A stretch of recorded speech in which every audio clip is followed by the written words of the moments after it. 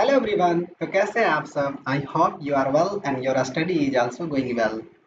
आज हम लोग सी प्लस प्लस के न्यू टॉपिक पढ़ने वाले हैं, that is called user defined function in C plus plus. आज हम लोग यूजर डिफाइंड के बारे में बहुत अच्छे से डिटेल में जानने वाले हैं, जो कि आपकी यूनिवर्सिटी एग्जाम जैसे बीटेक, बीसीए, अदर कोई भी यूनिवर्सिटी, अगर आपको कोई भी सिलेबस में अगर सी प्लस प्लस है तो जिसमें यूजर डिफाइंड फंक्शन टॉपिक आता है तो आप उसके क्वेश्चन को इजीली सॉल्व कर पाएंगे। ठीक है, अगर फंक्शन का बेसिक जानना है तो आप इससे पिछले वाले वीडियो को प्रीफर कर सकते हैं। ठीक है, without any delay we are going to start our class. Okay, user defined function.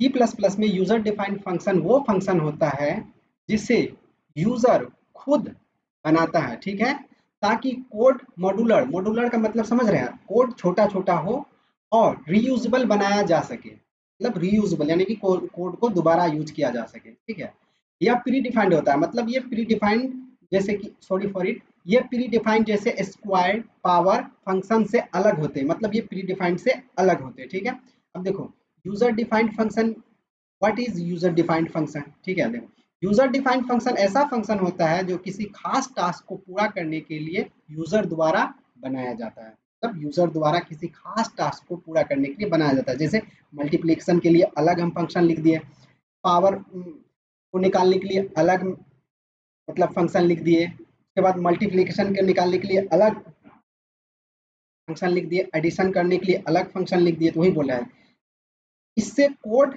Readability मतलब उसको रीड करना आसान होता है और रीयूजेबिलिटी बढ़ जाती है, मतलब उसको दोबारा यूज कर सकते हैं। ठीक है, अब देखते हैं हम लोग एक प्रोग्राम में मल्टीपल फंक्शन बनाया जा सकता है। जैसे एग्जांपल के तौर पर hash include using namespace user defined function. एक फंक्शन ये हुआ void greet cout hello welcome to C plus plus program. उसके बाद इंट मेन ग्रीट यहाँ से कॉल हो गया, फंक्शन कॉल हुआ, फिर रिटर्न जीरो। ये यहाँ पर एक फंक्शन क्रिएट किए। ठीक है, अब देखो आउटपुट ये आ गया हेलो सी प्लस प्लस। ठीक है, अब देखो types of user defined function. ठीक है, देखो सी प्लस प्लस में यूजर डिफाइंड फंक्शन के चार मुख्य प्रकार के होते हैं। ये आपके यूनिवर्सिटी एग्जाम के लिए मोस्ट इंपॉर्टेंट है। ठीक है, देखो function with no argument and no return type. इसमें फंक्शन में नो आर्गुमेंट होता है, मतलब कोई पैरामीटर पास नहीं होता है, और रिटर्न टाइप में होता है, ये ओनली प्रिंट करके देता है। ठीक है, जैसे देखो फंक्शन को कोई इनपुट नहीं मिलता है और कोई वैल्यू रिटर्न नहीं होता है। वही बोला function with argument and no return value, मतलब इसमें आर्गुमेंट तो देते हैं लेकिन रिटर्न वैल्यू नहीं देते। देखो फंक्शन आर्गुमेंट लेता है लेकिन वैल्यू रिटर्न नहीं करता है। देखो function with no argument and return value, मतलब फंक्शन में आर्गुमेंट पास नहीं करते बट ये रिटर्न करता है कुछ वैल्यू। ठीक है, अब देखो यहाँ पर क्या बोलता है, फंक्शन कोई आर्गुमेंट नहीं लेता है लेकिन एक वैल्यू रिटर्न करके देता है। ठीक है, अब देखो function with argument and return value, मतलब फंक्शन आर्गुमेंट भी लेगा और रिटर्न भी वैल्यू देगा। इसको हम लोग डिटेल में विथ एग्जांपल के साथ देखते हैं। ठीक है, लेट्स कंटिन्यू। देखो सिंटैक्स, सिंटैक्स जब हम लोग पढ़ रहे हैं तो डिटेल में पढ़ेंगे ताकि इस टॉपिक से आपको कोई डाउट रहे ही ना। देखो फंक्शन सिंटैक्स, देखो रिटर्न टाइप फंक्शन नेम, या फंक्शन नेम आप कुछ भी लिख सकते हैं, एजाज मंजू संजू कुछ भी। अब पैरामीटर यहाँ पर पास किए, उसके बाद फंक्शन बॉडी, रिटर्न वैल्यू। अगर रिटर्न टाइप वाइड है तो रिटर्न स्टेटमेंट जरूरी नहीं है।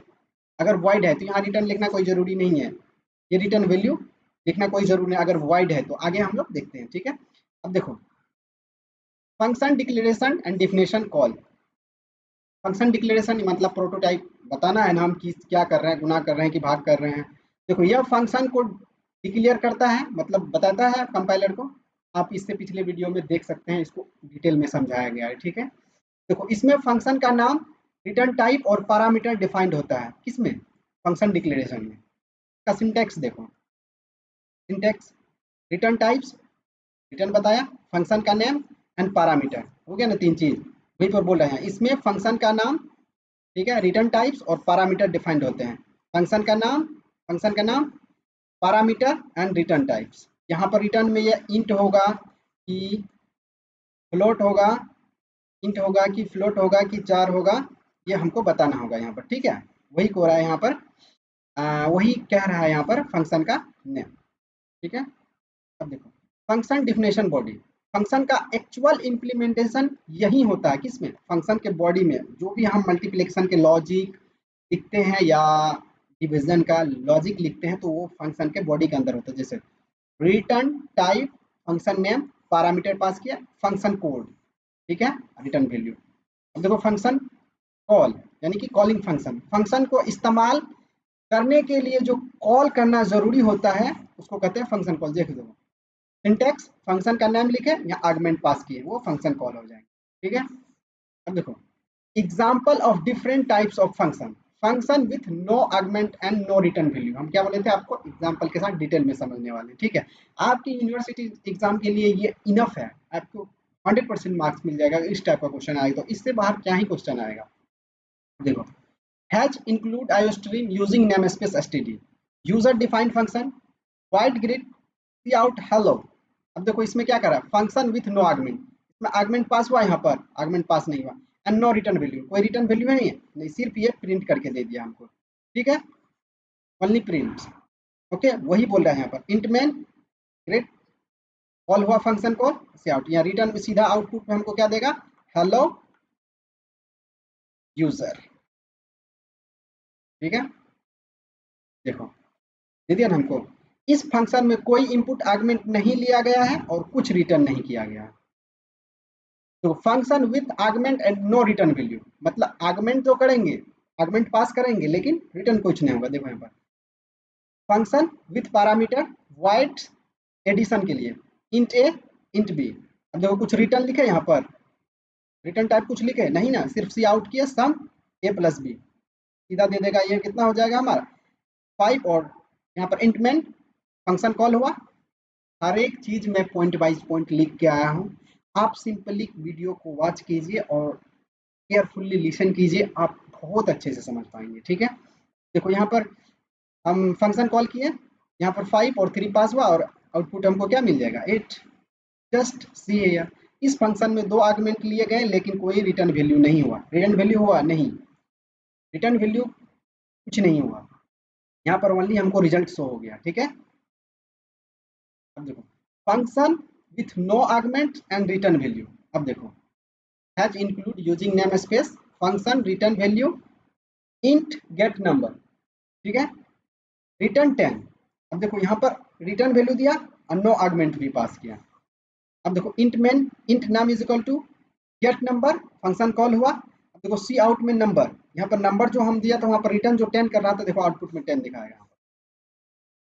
ये क्या बोला, देखो इस फंक्शन में कोई इनपुट आर्गुमेंट पास नहीं है लेकिन ये एक वैल्यू रिटर्न कर रहा है, वही कह रहा है यहाँ पर, कोड के थ्रू समझते हैं हम लोग। देखो वही कह रहे हैं has include using name space STD, function return a value. देखो इंट गेट नम, मतलब आर्गुमेंट पास नहीं किए लेकिन रिटर्न है, रिटर्न कितना है 10, ये फंक्शन कितना रिटर्न करके देगा 10। यहाँ पर जो है एक वेरिएबल असाइन किए, int num is equal to get number ले लिए। अब ये गेट नंबर हमको क्या रिटर्न करके देगा 10। देखो यहाँ पर फंक्शन कॉल हो गया, ये तो आपको फंक्शन कॉल हुआ और किस में नंबर में असाइन हो गया, यहाँ नंबर को हम क्या किए यहाँ से प्रिंट करा लिए, तो आउटपुट क्या आ गया हमको 10, ठीक है। I hope you are enjoying this session. If you are really enjoy, please like channel, sorry for it, please like this video and share with your friends, and also subscribe these channels, okay, because this is more affordable video, okay. Function with argument and return value, ये चौथा example है हम लोग को, देखते हैं। देखो hash include using S name space and STD, function with parameter and return value. देखो इंट मल्टीप्लाई के लिए पैरामीटर पास किए, ठीक है, और रिटर्न वैल्यू भी पास किए, ठीक। Int main int result is equal to multiply, यहाँ से पैरामीटर पास हुआ, यहाँ आया और यहाँ पर ये क्या किया, रिटर्न किया, रिटर्न क्या किया 4 × 5 इज इक्वल टू 20, ठीक है। फंक्शन कॉल हुआ। अब देखो सी आउट मल्टीप्लीकेशन रिजल्ट, ये मल्टीप्लीकेशन कहाँ गया, हमको रिजल्ट ला के देगा, ये रिजल्ट में मल्टीप्लीकेशन आएगा, यहाँ से ये रिजल्ट जो हम प्रिंट करा लिए यहाँ पे, रिजल्ट यहाँ जाएगा, यहाँ से ये प्रिंट जाएगा और यहाँ से ये कहाँ पहुँचेगा यहाँ, उसके बाद हमको क्या दे देगा 20 रिजल्ट। देखो इस फंक्शन में 2 आर्गुमेंट लिए और एक वैल्यू रिटर्न की, कितने आर्गुमेंट ले सकते हैं, यहाँ पर रिटर्न का लॉजिक लिख सकते हैं। ठीक है, अब हम लोग देखते हैं कुछ यूनिवर्सिटी प्रिडिक्शन क्वेश्चंस जो इस टॉपिक से रिलेटेड आ सकता है, बट इस पे आप डिपेंड मत रहिए, आप इतना कॉन्फिडेंट रहिए अपने आप में कि अगर यूजर डिफाइंड फंक्शन से कोई भी क्वेश्चन आए तो आप उसको इजिली फोड़ पाएंगे। ठीक है, तो देखिए what is user defined function and explain with example. Okay, just chill bro. Answer, user defined function वह फंक्शन होते हैं जिसमें यूजर खुद डिफाइन करता है ताकि कोड मॉड्यूलर मतलब छोटे छोटे हो और रीयूजेबल यानी उसको दोबारा यूज कर सके। ठीक है, अब देखो यह फंक्शन किसी स्पेसिफिक टास्क को कंप्लीट करता है, मतलब किसी कोई पार्टिकुलर टास्क को कंप्लीट करता है और जरूरी पड़ने पर कॉल किया जाता है। जब हमको जरूरी होगा तभी हम कॉल करेंगे किसी फंक्शन को, हमको मल्टीप्लाई करके दो, हमको डिवीजन करके दो। ठीक है, बस एग्जाम्पल दे देंगे। अगर आप एग्जाम्पल दे देते हैं इस टाइप से तो यकीन मानिए आप फोड़ देंगे एग्जाम की यूनिवर्सिटी क्वेश्चन। ठीक है, देखो हैज इंक्लूड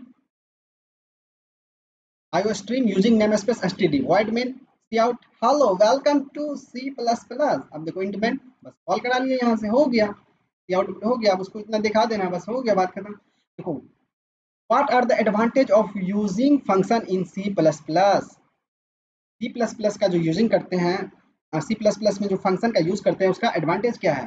देखो कोड रीयूजेबिलिटी मतलब कोड को दोबारा इस्तेमाल हो सकता है, एक बार फंक्शन बनाकर उसे कई बार यूज कर सकते हैं, एक बार कोड बनाने के बाद उसको 1000 बार यूज कर सकते हैं, मतलब इनफाइनाइट टाइम। देखो मॉड्यूलर प्रोग्रामिंग मतलब कोड को छोटे छोटे हिस्से में डिवाइड किया जा सकता है। इस वर्ड को अगर लिख दिए ना मजा आ जाएगा प्रोग्राम मतलब राइटर को चेक करने में कॉपी को। ठीक है, अब देखो रीडेबिलिटी मतलब कोड को समझना और मैनेज करना आसान हो जाता है।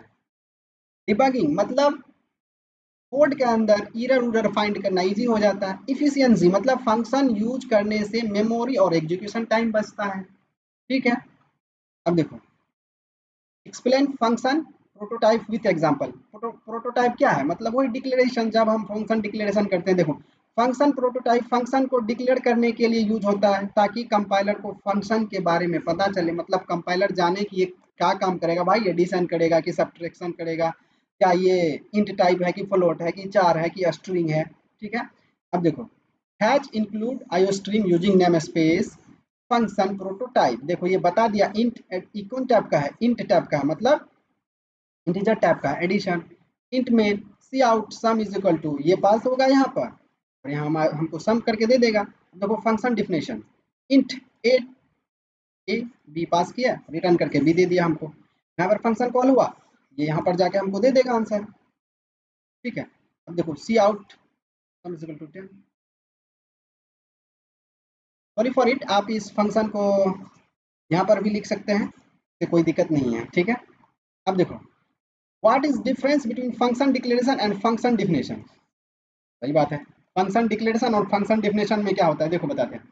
फंक्शन डिक्लेरेशन मतलब कंपाइलर को बताता है कि भाई हम एडिशन करने वाले हैं, मल्टीप्लिकेशन करने वाले हैं। अब फंक्शन डिफिनेशन का मतलब क्या होता है, आप उसके अंदर क्या परफॉर्मेंस क्या कोड कर रहे हैं, कौन सा लॉजिक लिख रहे हैं, वही बताता है। देखो पर्पस क्या होता है, कंपाइलर को फंक्शन के बारे में बताना, किस में, फंक्शन डिक्लेरेशन में। और फंक्शन डिफिनेशन क्या है, फंक्शन का एक्चुअल कोड जहाँ इम्प्लीमेंटेशन होगा वो है। तो syntax return type function name parameters, ये हो गया। इसमें देखो return types function name parameter लगभग सेम है। ठीक है, देखो एग्जांपल इंट हो गया, इसमें रिटर्न हो गया, लगभग सिमिलर है, बस मेन डिफरेंस ये है फंक्शन के बारे में बताना होता है, इसमें फंक्शन एक्चुअल कोड जो लिखता है वो होता है, बस इतना तो होता है। I think you are able to you are able to crack any questions from related to these topics. Okay, now conclusion is अब आप यूजर डिफाइंड फंक्शन के बारे में बहुत अच्छे से सब कुछ जान चुके हैं। ठीक है, अगर आपको वीडियो अच्छा लगे तो दोस्तों के साथ जरूर शेयर करें और चैनल को जरूर सब्सक्राइब कर लें। Thank you and thank you for watching this video again.